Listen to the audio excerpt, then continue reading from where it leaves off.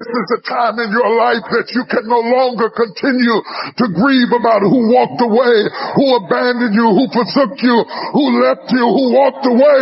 You've got to stand up and recognize that God doesn't need anything that you lost to bless you. God will always use what you got left. I'm talking to somebody, I don't even know who it is, but the Bible said, wake up! Wake up! Wake up! Strengthen what remains. Life is too short to live negative, sour, letting circumstances dictate our attitude. Every morning you need to make the decision. This is another day the Lord has made. At some point, we have to look in the mirror and say, maybe I'm the one that needs to change. Maybe I've developed a habit of seeing what's wrong rather than what's right. Maybe I've trained myself to be negative, disrespectful, hard to get along with. That's why it's so important every morning to put on this fresh, new attitude. I'm excited about this day. I don't have to go to work. I get to go to work. I'm grateful for this job. I'm not focusing on what's wrong. Lord, I want to thank you for what's right in my life. You know what you're doing? You're cleaning your windows. What is it that prevents people from doing the things they already want to do in life? The most basic answer, I'm sorry it's so simple, but it's true, it's fear.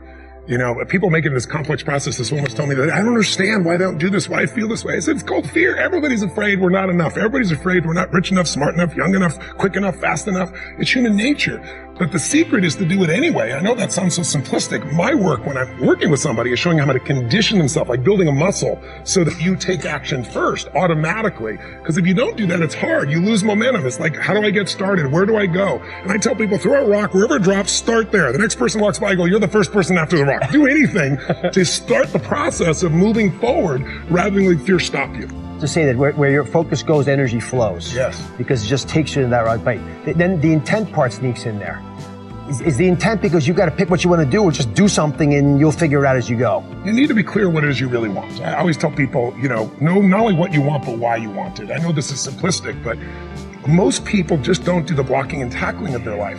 The one we were talking to earlier, a great lady, and you could just see she wants to have a new business, but she never sat down to even put a plan together and says, why aren't I taking action? Well, when you're not sure what you're going to do, you're going to hesitate. And hesitation kills momentum. And momentum is what makes a sports team win. It's what makes an athlete, a business person win. When you get momentum, it's like it takes enormous energy to get a rocket out of our gravitational pull of the earth. But out of the solar system is easy. Once it has momentum, it takes less fuel, less energy. Starting a relationship, starting a business, changing your body, it takes so much in the beginning.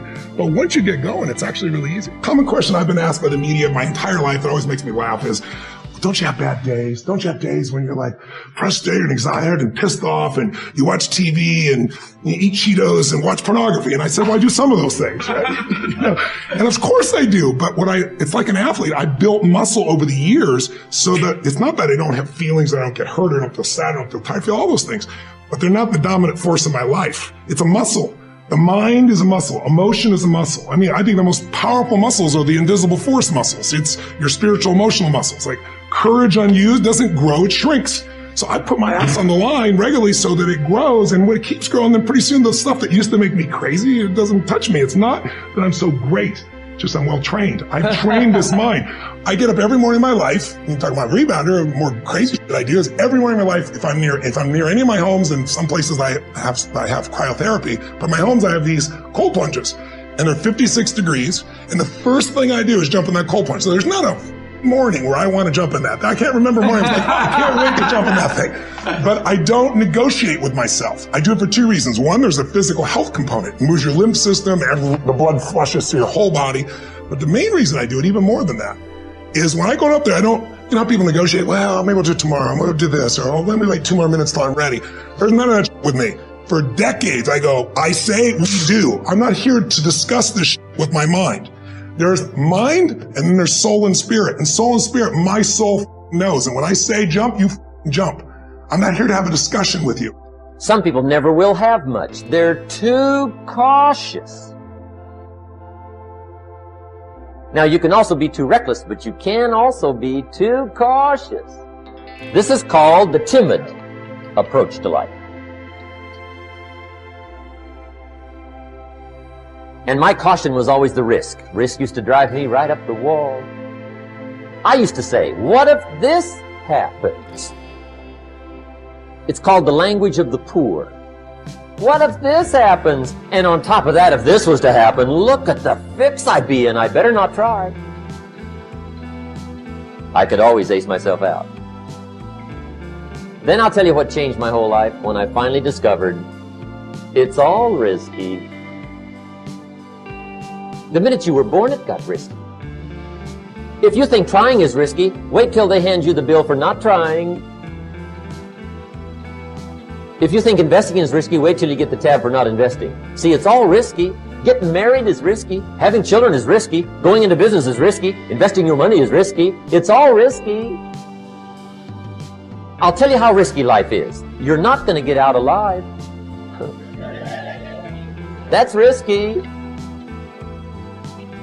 The Englishman says, well, if that's the way it's going to work out, let's give it a go. Right, that's what it's for. Give it a go. Somebody says, yeah, but I'm looking for safety and security.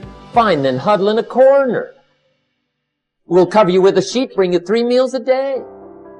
And we'll protect you, feed you, look after you, care for you. We won't let anything happen to you. And you'll probably live to be 100. The guy said, well, yeah, I'd live to be 100. But what a way to live. Right. What a way to live safe and secure. Don't ask for security. Ask for adventure. Better to live 30 years full of adventure than 100 years safe in the corner. And see, it's not important how long you live. What's important is how you live. Here's the next attitude disease, pessimism. Pessimism, the deadly disease of always looking on the bad side, the problem side, the difficult side, checking all the reasons why it can't be done. The poor pessimist leads an ugly life. He doesn't try to figure out what's right. He tries to figure out what's wrong. He doesn't look for virtue. He looks for faults. And when he finds them, he's delighted. How ugly. This is the poor guy who looks through the window, doesn't see the sunset. He sees the specks on the window. And this is the poor guy, right, who rushes up, takes such leave of his senses. This guy rushes up and he says, I've got 5 good reasons why it won't work. He's so dumb he doesn't know. All he needs 1. He's got 5. To the pessimist, the glass is always half empty. To the optimist, the glass is half full. Why would the same measure affect people 2 different ways? Answer, it all depends on how you look at it. Our lives are mostly affected by the way we think things are, not the way they are. The way we think they are affects us most. One of the major things Shoaff taught me when I met him, he said, poor thinking habits keeps most people poor. Not poor working habits. Most people work hard, but they don't think hard. And Shoaff taught me that the mind is like a factory, a mental factory. And whatever you think about all day long pours ingredients into this mental factory. And that's what builds the economic, social, financial fabric of your life. He quoted me a Bible phrase that says, as you think, so you become. How awesome. Dr. Alfred Golson, who has since passed, was a very unusual guy. And he told me, he said, Mr. Brown, you have cancer. I said, can you give me a second opinion? He said, yes, and you're ugly too. I said, oh my God. So I didn't have a chance to have fear because, those 3 words, you have cancer, 3 of the most feared words in 7 different languages. I saw it as a fight. And from that time to this time, my PSA was 2,400. And that stands for prostate-specific antigen. And now it's below 0 and metastasized to 7 areas of my body, which was a good thing because 7 is my lucky number. Okay. So I never was fearful that I was going to die from it. And I think I read something by Dr. Norman Cousins. He wrote a book called The Biology of Hope. And he talked about the fact that when something happens to you, you don't deny it, you defy it. And I was defiant that I'm going to beat this, I'm going to handle this. That there are people who many times when something happens to them, that they embrace it from a place of fear and it takes them out. And L.C. Robinson said, things may happen to you and things may happen around you, but the most important things are the things that happen in you. And you have to stand up inside yourself and deal with it and handle it.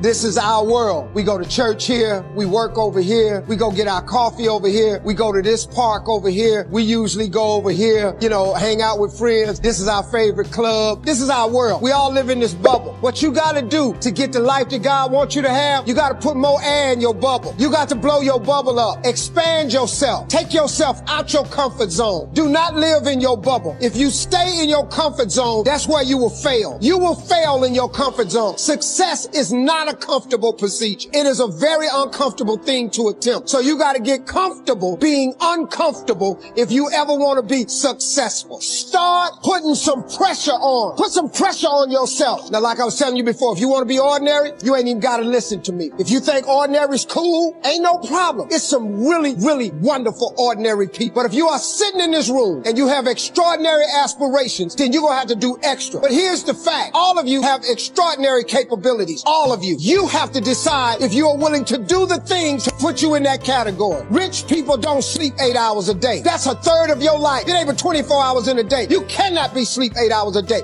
You can't live in LA and wake up at 8 o'clock in the morning. It's 11 o'clock on the East Coast. The stock market been open 2 hours. They already making decisions about your life and your ass was sleep. I'm gonna ask you one question, I'm gonna go. How many of you in here know somebody who loves to sleep? Who knows somebody that loves to sleep? Let me ask you something. Ain't they poor? Rich people think different. So what I'm gonna put in your head today is a rich people concept. Because here's the deal. All of you have everything it takes to become rich. You just don't believe. Now, if you can develop this theory that I'm about to share with you, I have the way for you to be rich. This is it. First of all of you have a gift. God gave it to you when he created. God never created a single soul without giving them a gift. That's the God that created. He's a very smart God. When he made you, he put the gift inside. It ain't under no rocks. You ain't got to go drill it. God put what you needed inside of you at birth. All of you have a gift. It is the thing that you do the absolute best with the least amount of effort. That's your gift. Anything else you doing, you wasting your time. Do you hear me? You wasting your time. If when the alarm clock goes off in the morning and it makes you sick every morning that alarm go off, it's because you ain't doing your gift. You're going against what God created you to be. Do most of you know what your gift is? Who in here doesn't know their gift yet? Okay, let me tell you what you do. Go home today. Don't talk to nobody. Sit down and have one conversation with yourself. What is the thing that I do the absolute best with the least amount of effort? This ain't gonna take you long. You old enough, you grown. Write it down. I don't care if it's networking. I don't care if it's babysitting. I don't care if it's doing color. I don't care if it's painting.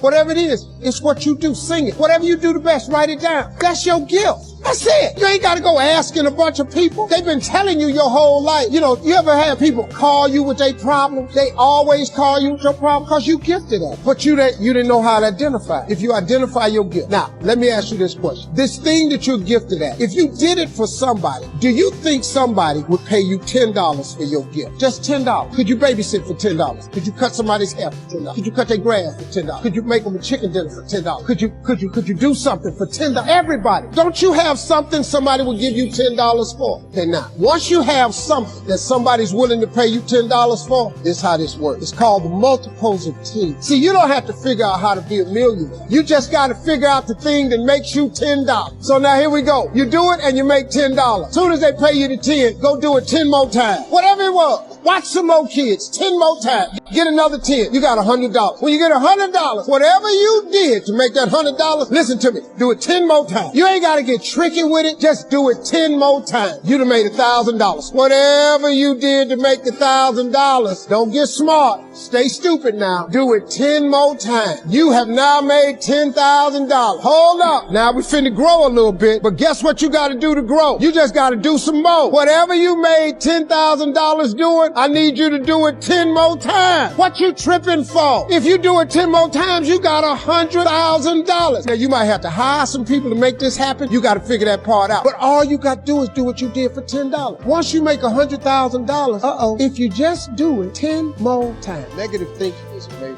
problem because you got to get control of this. You actually can control what this does. No one else is in charge. If the devil is in charge, it's because you gave him permission. You allowed him in. If God is operating up there, it's because you gave him permission. It's not a magic trick, man. If you want to be successful, you have to get control of this. You can eradicate negative thinking from your life. Now, it's not going to say you're not going to ever have a negative thought. That's not human. I have them, but I don't have them nowhere near as frequent as I used to because I learned what they are, how they work. I get rid of them. I don't have time for you. I'm on a positive track. I got things I'm trying to accomplish.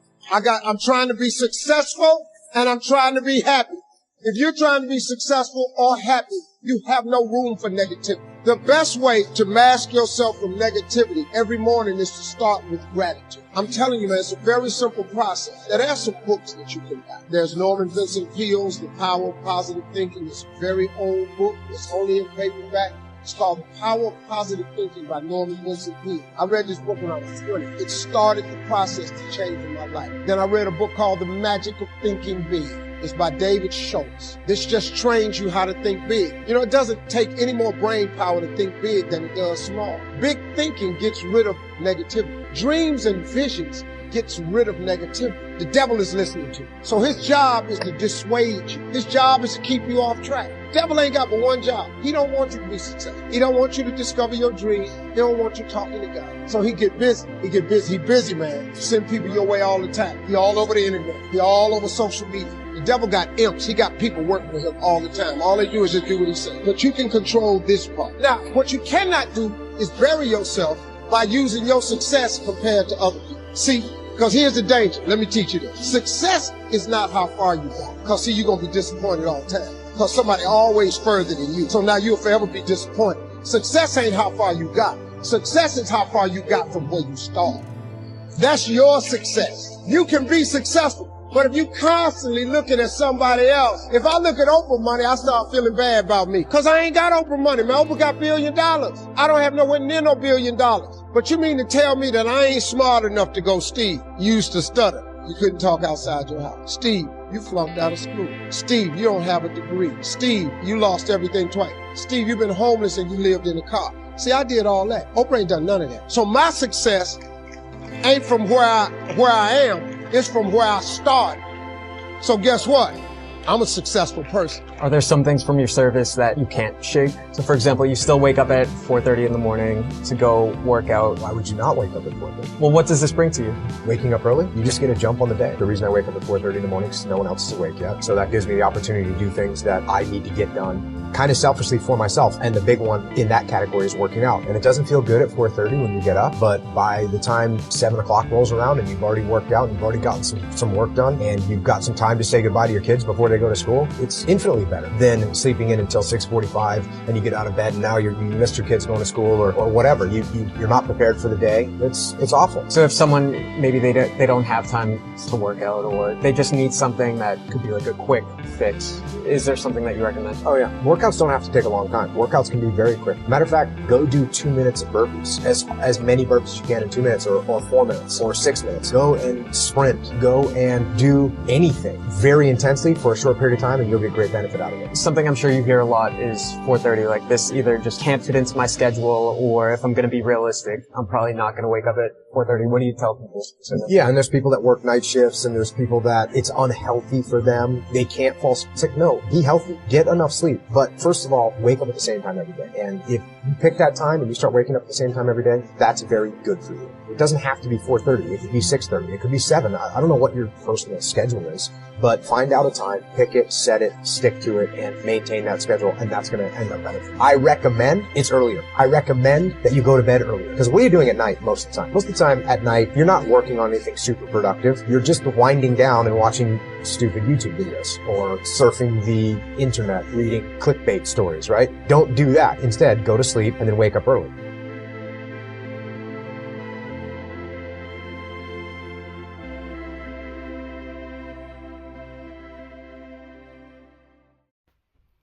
Don't have to go to work. I go job. I am not focusing on what wrong, right in my life. You now what you doing, you are sleeping, clearing your windows. What is the doing the things that already wants to do in life. It's so simple, but it's true complex process is almost don't do this. Why I feel this? Why not enough? Everybody afraid, young, right, quick enough, fast enough, human natural, but the secret, showing how to condition himself by building a music so that you take actions first automatically.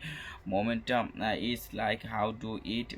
People throw a rock, river drops the rock, do anything to start the process of moving forward. Retreat, fear, stop. You say what, where, it just takes you in the right bite. Then the intent, when you want to do or just do some things need to be clear what it is you really, not only what you want but what you want.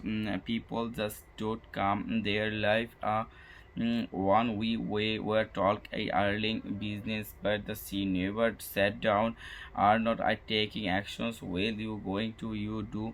Going to hesitate. Momentum is worse. What makes it adult a business person is like takes annoying.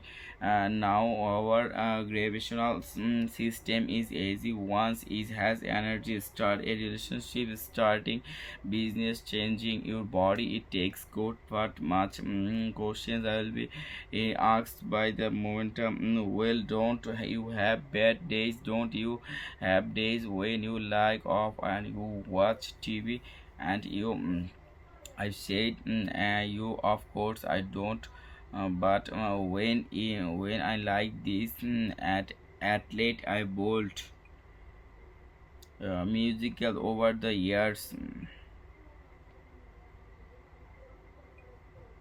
I don't get hurt enough, so also force of my life is a musical. The mind is the music. Most powerful musicals are not invisible.